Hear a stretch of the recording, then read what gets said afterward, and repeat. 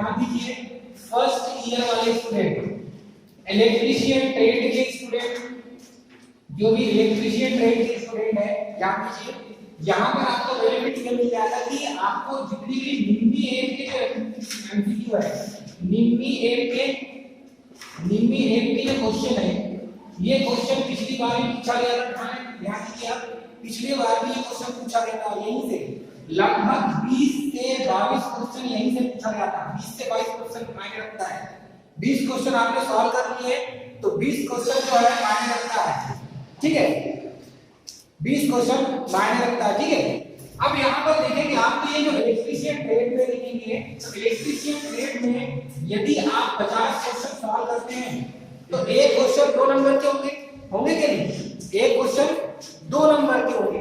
तो यहाँ पर आप जब थ्योरी का पेपर देने जाएंगे तो थ्योरी के पेपर में आपको यही 50 क्वेश्चन 100 नंबर का मिलेगा, मतलब एक क्वेश्चन 2 नंबर का मिलेगा। ये जो पेपर है, ये पेपर आपको पास करना है तो इसके लिए आपको सबसे पहले तो क्या करना होगा, जो निम्मी भारत स्किल 1 के जो क्वेश्चन है, कौन से क्वेश्चन? भारत स्किल 1 के। तो भारत स्किल 1 के जो क्वेश्चन है, ये क्वेश्चन आपको सॉल्व करना पड़ेगा। ये क्वेश्चन आपने सही लगा लिए तो क्वेश्चन यहीं से बनने वाले हैं। अब देखेंगे कि अभी आपकी जो एग्जाम है, सेकेंड ईयर वालों की एग्जाम 20/12/2021 से स्टार्ट हुआ है, सबको मालूम है, और ये चलेगा अब तक 24/12/2021 तक। तो 24/12/2021 तक चलेगा। ये फर्स्ट फेज हो जाएगा। ये क्या हो जाएगा? First phase. सेकंड फेज में क्या होगा? फर्स्ट ईयर वालों की एग्जाम होगी। सेकंड फेज में फर्स्ट ईयर वालों की एग्जाम होगी। तो मैं यही बताना चाहूंगा कि फर्स्ट फेज में और सेकंड फेज में अंतर यही है कि फर्स्ट फेज में फर्स्ट ईयर वालों की एग्जाम नहीं हो रही है, सेकंड ईयर वालों की हो रही है, और सेकंड फेज में फर्स्ट ईयर वालों की एग्जाम होगी। तो आपको यहीं से क्वेश्चन पूरे लगाना है। चलिए अब देखेंगे, स्टार्ट करते हैं कि ये जो भारत स्किल 1 में क्वेश्चन कौन-कौन से आए हुए हैं।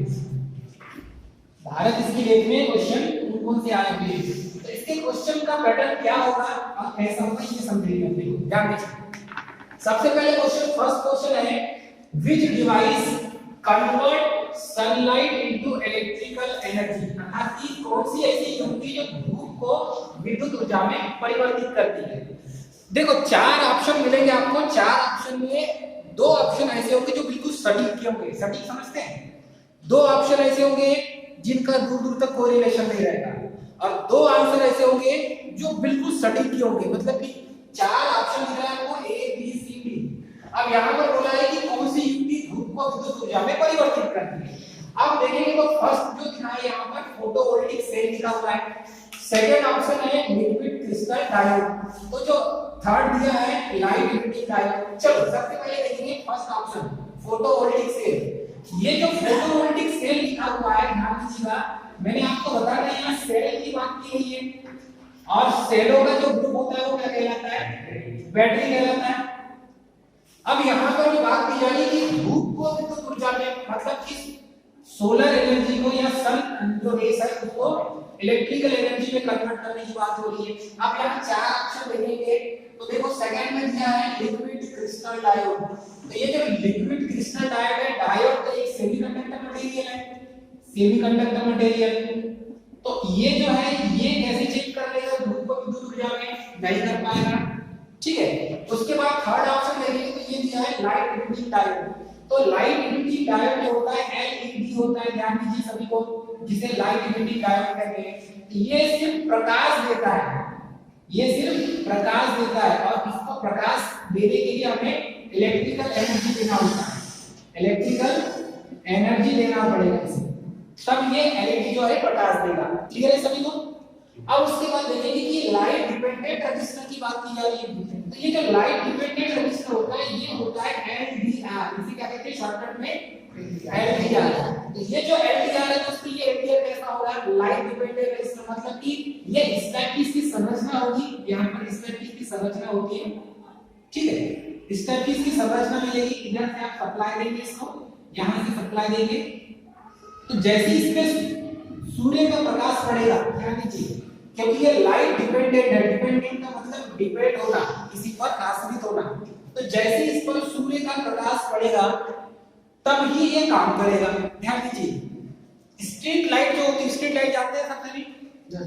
आप बड़ी बड़ी सीढ़ियों में देखे होंगे स्ट्रीट लाइट मिलेगा आपको, स्ट्रीट लाइट में ऑन ऑफ करने का फंक्शन नहीं होता, उसमें एलडीआर लगा देते हैं सर्किट में। जैसे ही सूर्य का प्रकाश इसके ऊपर पड़ता है तो ये जो एलडीआर है ये एलडीआर ऑटोमेटिक काम करना बंद कर देता है, और जैसे ही सूर्य का प्रकाश पड़ना बंद हुआ तो ये ऑटोमेटिक सर्किट को चालू कर देता है। तो ये एज अ स्विच की तरह काम करता है, ध्यान दीजिएगा, ये एज अ स्विच की तरह काम करेगा। कैसा काम करेगा? स्विच की तरह। तो जैसे ही सूर्य का प्रकाश पड़ता है तो देखिए यहां जैसे कुछ दिन निकल गया, सूर्य का प्रकाश इसके ऊपर पड़ेगा तो लाइट ऑटोमेटिक बंद हो जाएगी, अलग से ऑन ऑफ करने की आपको जरूरत ही नहीं पड़ेगी। और जैसे ही अंधेरा होगा वैसे ही ये लाइट को क्या कर देगा? ऑन कर देगा। क्या कर देगा? ऑन कर देगा। देखो डे में क्या करेगा? ये ऑफ कर देगा, क्योंकि सूर्य का प्रकाश पड़ेगा ना, तो दिन में जो लाइट है ये अपने आप बंद हो जाएगा। यहां पर मानकर चलिए एक लाइट लगा दी, लैंप लगा दिया, ठीक, सर्किट से जुड़ा हुआ है। और नाइट में सर्किट को अपने आप क्या कर देगा? ये ऑन कर देगा, क्योंकि सूर्य का प्रकाश पड़ना इस पर बंद हो जाएगा। तो इस तरीके से ये काम करता है। ये चार ऑप्शन हो गए दोस्तों। अब चार ऑप्शन में बात की जा रही है कौन सी युक्ति धूप को विद्युत ऊर्जा में परिवर्तित करती है। तो बेसिकली जो फोटोवोल्टिक सेल होता है, ये फोटोवोल्टिक सेल ये सेल ऐसा होता है कि इसमें पी टाइप और एन टाइप सेमीकंडक्टर मटेरियल होते हैं। ध्यान दीजिएगा, पी टाइप और एन टाइप सेमीकंडक्टर मटेरियल। तो ये जो है पी और एन ये दोनों सेमीकंडक्टर मटेरियल है। तो ये जो सेमीकंडक्टर मटेरियल में आपको जो सोलर प्लेट मिलेगी ये इस टाइप की इसमें खाने मिलेगी, डब्बे मिलेंगे। क्लियर है? तो ये जो डब्बे होते हैं जब इसमें सूर्य का प्रकाश पड़ता है, इस डब्बे में सूर्य का प्रकाश जब पड़ेगा तो यहां से इलेक्ट्रॉन, ध्यान दीजिएगा, इलेक्ट्रॉन क्या करता है? पॉजिटिव और नेगेटिव जो है ये इमिट होने लगता है, मतलब कि उत्सर्जन होगा। तो इसकी जो प्रोसेस होगी कैसे होगी? जैसे ही सूर्य का प्रकाश पड़ेगा इस प्लेट पर, इस डब्बे पर, तो इसमें हीट एनर्जी उत्पन्न होगी। क्या होगी? Heat energy. जब हीट एनर्जी उत्पन्न होगी तो यहाँ पर आपको मालूम है पी और एन टाइप का जो सेमीकंडक्टर मटेरियल होता है, एन में सबसे ज्यादा क्या होते हैं? इलेक्ट्रॉन होते हैं। एन में क्या होते हैं? सबसे ज्यादा इलेक्ट्रॉन। और पी में सबसे ज्यादा होल होते हैं। तो इसमें होलों की संख्या ज्यादा होगी तो होल को प्लस से शो किया जाता है और इलेक्ट्रॉन को माइनस से। तो ये जो आप देखो इलेक्ट्रॉन की संख्या इसमें ज्यादा है एन में, और पी में होल की संख्या ज्यादा है।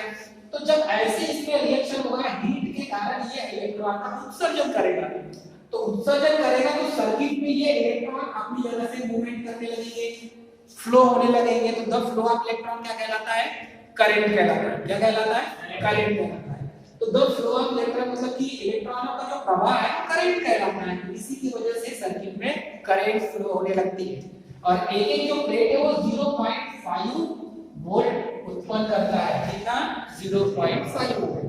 तो ऐसी कितनी प्लेट हुई? 1 2 3 4 5 6 7 8 प्लेट। तो 8 प्लेटों को कनेक्शन ऐसा करेगी कि एक प्लेट से 0.5, दूसरे से 0.5, तीसरे से 0.5, चौथे से 0.5, ऐसा सबका केबल पीछे लगा हुआ रहता है और उसका कनेक्शन सीधे बैटरी से होता है।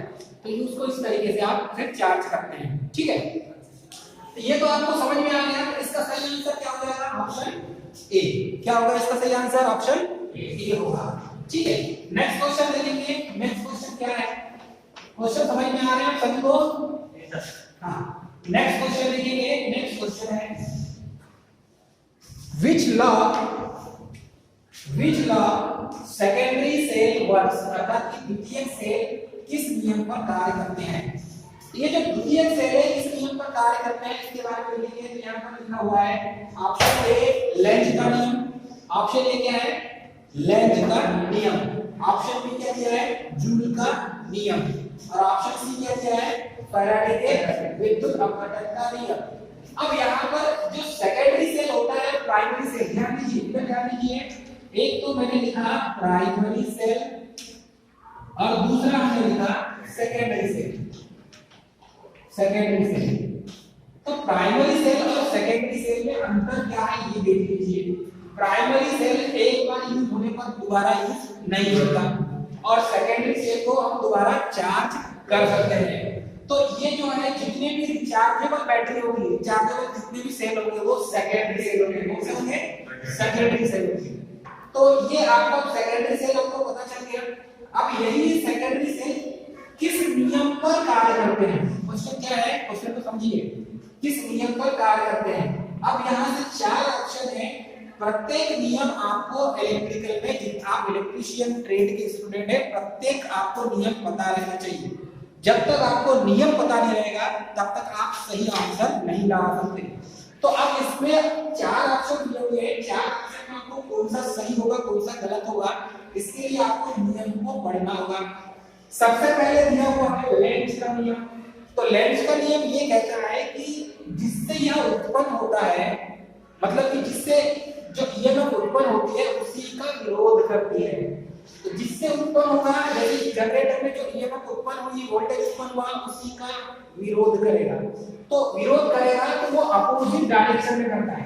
जैसे ईएमएफ उत्पन्न हुई और उसकी सर्कुलेशन जो है, करंट फ्लो होने की जो दिशा है, समझो ये वाली दिशा है करंट फ्लो होने की। तो ये जो लेंज के नियम से जो बैक ईएमएफ उत्पन्न होगा, जिसे ईबी कहेंगे, है ना? क्या कहेंगे इसको? ईबी। तो ये जो ईबी है ये लेंज के नियम के अनुसार उसके विपरीत दिशा में होगा। अब आपको समझ में आ गया दोनों में? तो जिससे उत्पन्न होगा यह उसी का विरोध करता है कि इससे क्यों उत्पन्न हुआ। सेकंड है जूल का नियम। जूल का नियम क्या होता है? ठीक है, तो ये जो हीट एनर्जी वाला है, जिससे ऊष्मा उत्पन्न होती है, ये जूल का नियम कहलाता है। थर्ड है फैराडे के विद्युत अपघटन का नियम। और फैराडे का जो विद्युत अपघटन का नियम है, M is equal to Q होते हैं, प्रोपोर्शनल टू Q होता है। और जब आप प्रोपोर्शनल को हटाते हैं तो Q is equal to IP होता है। ये फार्मूला है आगे इसका। तो Q क्या होगा इसमें? चार्ज, क्लियर है? I क्या होगी इसमें? करंट। और T क्या है इसमें? टाइम। क्लियर है स्टूडेंट? अब यहाँ पर ये Q का मान यदि हम रख दें तो ये क्या हो जाएगा? IT हो जाएगा। अब यहाँ पर ये जो प्रोपोर्शनल है, पहले जैसे का वैसा बना रहेगा। अब ये प्रोपोर्शनल आपको हटाना है तो M is equal to proportional की जगह क्या लगाएंगे? Z। क्या लगाएंगे हम? Z। तो ये रासायनिक तुल्यांक होता है, रासायनिक तुल्यांक होता है। क्लियर है स्टूडेंट? ये क्या होगा? रासायनिक तुल्यांक। अब हमारा फार्मूला क्या बन जाएगा? M is equal to ZIT। ये है फैराडे का विद्युत अपघटन का नियम। तो ध्यान दीजिएगा, जितने भी सेकेंडरी सेल है, द्वितीयक सेल किस नियम पर कार्य करेंगे? फैराडे के विद्युत अपघटन के नियम पर। तो इसका सही आंसर क्या हो जाएगा? ऑप्शन सी हो जाएगा। क्लियर है? समझ में आ रहा है सभी को? चारों ऑप्शन के बारे में विस्तार रूप से बता रहे हैं। ऑप्शन डी दिया है फैराडे के अलावा इलेक्ट्रोमैग्नेटिक इंडक्शन।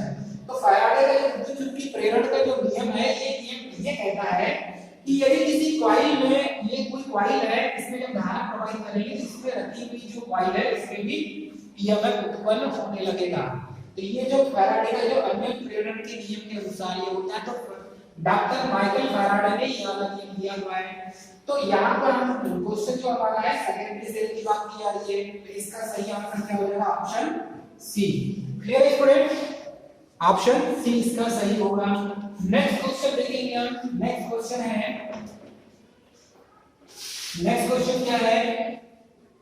चलिए क्वेश्चन नंबर, इसके बाद देखेंगे थर्ड। चलिए क्वेश्चन नंबर थर्ड क्या है? What is the formula to calculate the mass deposit during electrolysis? मतलब कि विद्युत अपघटन के दौरान एकत्रित द्रव्यमान की गणना करने का सूत्र क्या है? तो ये यहाँ पर द्रव्यमान मतलब कि मॉस होता है। इसे क्या कहते हैं? मॉस। इंग्लिश में कह लेंगे मॉस। तो इसके पहले जो क्वेश्चन हमने सॉल्व किए हैं उसी में इसका आंसर है। चलिए फर्स्ट ऑप्शन देखेंगे तो M IT ग्राम लिखा हुआ है। जीएम से क्या हो जाएगा? ग्राम। क्या हो जाएगा? ग्राम। जीएम से ग्राम, मतलब ग्राम को हम ऐसे जीएम लिख सकते हैं। ठीक है।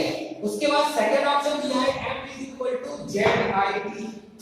और अभी थोड़ी देर पहले हमने जो पढ़ा था M ZI2। तो ये जो है ZIT, ये जो है दोस्तों ये फैराडे के विद्युत अपघटन का नियम है। क्या है ये फैराडे के विद्युत अपवर्तन का नियम। तो M is equal to IT oblique Z लिखा हुआ है। अब देखिए भैया ये फार्मूला जो है, ये फार्मूला यहाँ पर कहाँ पर दिया हुआ है, चार ऑप्शन में देखेंगे। तो सेकंड दिया है M is equal to IT upon Z लिखा है, मतलब ये भी गलत हो गया। M is equal to IT लिखा है, ये भी गलत हो गया। M is equal to ZIT लिखा है, मतलब क्या हो जाएगा, ये सही होगा। और यहाँ पर लास्ट में लिखा है M is equal to Z upon IT लिखा हुआ है, ये भी गलत हो गया। तो सही कौन सा होगा दोस्तों, ऑप्शन बी। तो ये इस तरीके से ये फार्मूले को आपको याद रखना है। क्लियर है। नेक्स्ट क्वेश्चन है how to capacity of battery is specified. तो बैटरी की क्षमता को हम कैसे स्पेसिफाई करेंगे, कैसे बताएंगे, ये पूछा गया है। तो यहाँ पर देखेंगे तो ऑप्शन चार ऑप्शन दिए हुए हैं बैटरी की क्षमता। तो ये जो कैपेसिटी है, कैपेसिटी, बैटरी की कैपेसिटी, ध्यान दीजिएगा, बैटरी की कैपेसिटी ये पूछा गया है। तो बैटरी की जो कैपेसिटी होती है, चार ऑप्शन देखेंगे, वो होती है एम्पियर आवर में। किसमें होती है, एम्पियर आवर में। तो एम्पियर आवर, देखो ए से एम्पियर, ए से क्या हो जाएगा एम्पियर, और एच से क्या हो जाएगा आवर। एम्पियर ये किसकी इकाई है भाई, करंट की इकाई है ना, और आवर मतलब क्या होता है, घंटा, है ना। तो ये जो घंटा है और करंट, तो यहाँ पर बैटरी की जो कैपेसिटी होगी वो कितने घंटे चलेगी और कितने एम्पियर की धारा आपको प्राप्त होगी। तो यहाँ पर टाइम बहुत जरूरी है कि नहीं, टाइम क्या है, बहुत जरूरी है। तो यही हमें पता रखना होगा कि बैटरी की कभी भी कैपेसिटी निकालेंगे, क्षमता निकालेंगे, तो बैटरी की जो क्षमता बताई जाएगी हमेशा एम्पियर आवर में बताई जाएगी। आप कोई भी बैटरी को खोल के देखेंगे तो ऐसा ए और एच लिखा होगा, या तो इस टाइप से लिखा होगा कैपिटल ए और स्मॉल एच लिखा होगा आवर, ठीक है। तो ये आपको याद रखना है, कभी भी कोई भी बैटरी की क्षमता पूछे या उसी की कैपेसिटी पूछे बैटरी की, तो सही आंसर क्या लगाएंगे आप, एम्पियर आवर। क्या लगाएंगे, एम्पियर आवर। अब चार ऑप्शन देख लेते हैं कौन सा ऑप्शन सही है। पहला है यहाँ पर वोल्ट लिखा है, तो वोल्ट किसकी इकाई है भाई, वोल्टेज की इकाई है। ये वोल्टेज की इकाई है, वोल्टेज की इकाई है, मतलब ये भी गलत हो गया। सेकंड देखेंगे वाट लिखा है, तो वाट किसकी इकाई होती है, पावर की, शक्ति की होती है कि नहीं, ये शक्ति की इकाई होगी, ये भी गलत हो गया। सी दिया है वोल्ट एम्पियर, क्या दिया है, वोल्ट एम्पियर, तो ये जो है ये भी गलत हो गया। यहाँ पर वोल्ट एम्पियर दिया हुआ है, और वोल्ट एम्पियर की इकाई किसकी है, कोई बताएगा, जैसे ट्रांसफार्मर की है कि नहीं, वोल्ट एम्पियर किसकी होगी, ट्रांसफार्मर की, ठीक है, अल्टरनेटर की, ये इनकी इकाई होती है, क्योंकि इसमें वोल्ट और एम्पियर मतलब करंट और वोल्टेज दोनों का होता है। तो ये वोल्ट एम्पियर भी गलत हो गया।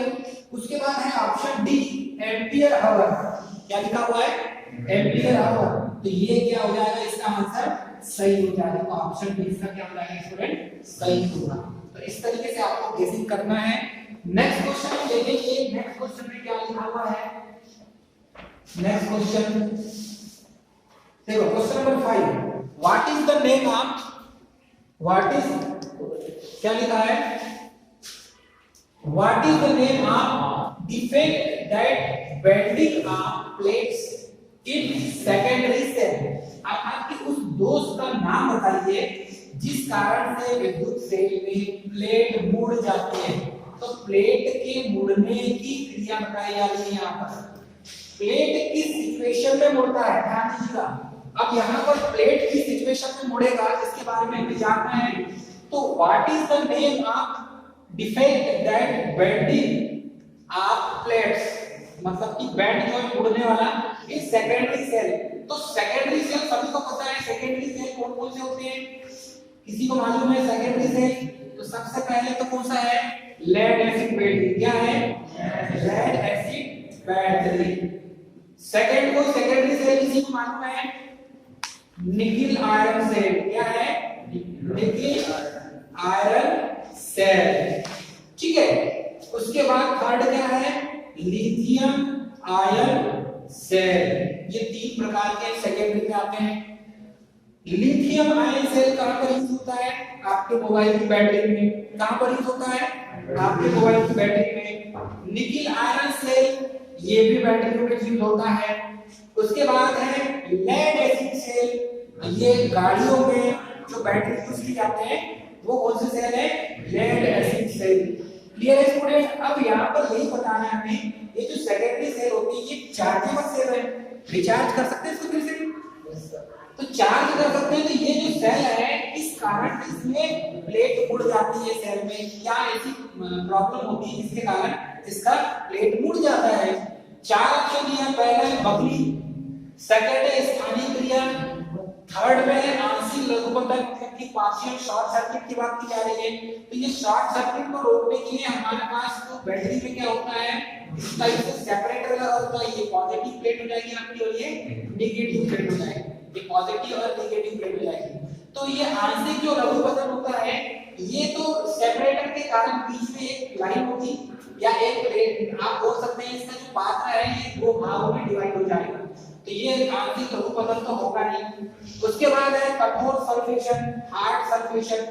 तो दोस्तों यहाँ पर देखेंगे इसके बाद दिया हुआ है स्थानीय क्रिया, स्थानीय क्रिया भी नहीं होगा इसमें, ठीक है, आंशिक लघुपतन भी नहीं होगा, हार्ड सल्फेशन और बकलिंग। देखो ये दोनों ऑप्शन बिल्कुल करीब के हैं, हार्ड सल्फेशन और बकलिंग। तो यहाँ पर दो जो ऑप्शन है ये बिल्कुल सटीक आंसर है। अब इनके बारे में आपको पता रहना चाहिए। कहीं पर किसी बुक में दिया हुआ है बकलिंग आंसर इसका दिया हुआ है, कहीं पर कठोर सल्फेशन दिया हुआ है, ध्यान दीजिएगा इस पर। तो ये चीज को आपको ध्यान देना है। अब ये जो बकलिंग और कठोर सल्फेशन है तो यहाँ पर इसका सही आंसर क्या हो जाएगा? बकलिंग। क्या लगाएंगे आप? बकलिंग लगाएंगे। तो इस तरीके जो सेकेंडरी सेल है इसकी जो प्लेट है ये बकलिंग इफेक्ट के कारण, बकलिंग इफेक्ट के कारण प्लेट जब ज्यादा अधिक गर्म हो जाती है, अर्थात कि इलेक्ट्रोलाइट जब अधिक गर्म हो जाता है और हीट प्रोड्यूस करने लगता है ज्यादा ही, तब के समय में बकलिंग होता है, ध्यान दीजिएगा। नेक्स्ट क्वेश्चन देखेंगे इसका सही। नेक्स्ट क्वेश्चन क्या है? नेक्स्ट क्वेश्चन देखेंगे, चलिए क्वेश्चन नंबर 6। क्वेश्चन नंबर 6 क्या है? What is the unit of electric charge? What is the unit of electric charge? तो इलेक्ट्रिक चार्ज की यूनिट क्या है, इकाई क्या है, मतलब कि आवेश की, विद्युत आवेश की इकाई क्या है? चलिए बड़ा अच्छा क्वेश्चन है और सभी को पता भी रहना चाहिए। फर्स्ट ऑप्शन क्या है? यहाँ पर तो आवेश की बात की जा रही है, तो Q इज इक्वल टू क्या होता है? IT होता है। Q is equal to IT, मतलब ये क्या है? Q क्या है? आवेश। I क्या हो जाएगा? करंट। और T क्या हो जाएगा? टाइम। तो यहाँ पर आवेश की क्या इकाई है? विद्युत आवेश की इकाई पूछा जा रहा है। फर्स्ट है वोल्ट, सेकंड है वाट, थर्ड है एम्पीयर, फोर्थ है कूलम। तो आपको मालूम है आवेश की जो इकाई है ये क्या होगा? देखो वोल्ट तो होगा नहीं क्योंकि ये वोल्टेज की इकाई है। ये किसकी इकाई है? वोल्टेज की इकाई। ये भी गलत हो गया। सेकंड है वाट, ये शक्ति की इकाई है, मतलब कि पावर की इकाई है, ये भी गलत हो गया। एम्पीयर ये करंट की इकाई है, एम्पीयर किसकी इकाई है?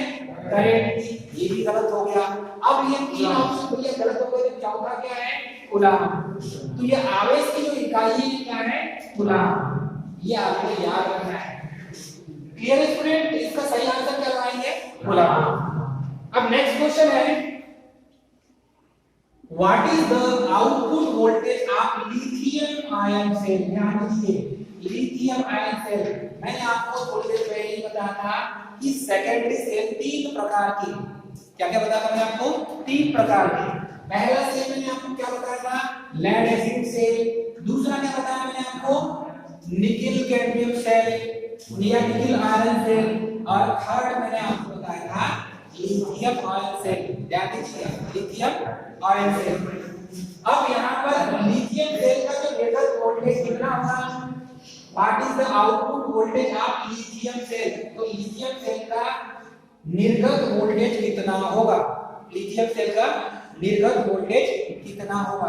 तो यहाँ पर लिथियम सेल का निर्गत वोल्टेज पूछा गया है, तो ध्यान दीजिएगा इसका आउटपुट वोल्टेज की बात की जा रही है। तो ये जो प्लेट होती है, पॉजिटिव प्लेट और नेगेटिव जो प्लेट होती है, ये पॉजिटिव प्लेट और नेगेटिव प्लेट जब किसी इलेक्ट्रोलाइट में विद्युत अपघट्य में से रखा जाता है, मानकर चलिए कि पात्र है और यहाँ पर विद्युत अपघट्य रखा हुआ है, तो ये जो विद्युत अपघट्य है जिसे आप लिथियम आयन सेल कहते हैं, ये विद्युत अपघट्य पर डिपेंड करेगा कि आप इसमें रख क्या रहे हैं, और ये जो विद्युत अपघट्य है ये कितना वोल्टेज बनाकर दे रहा है।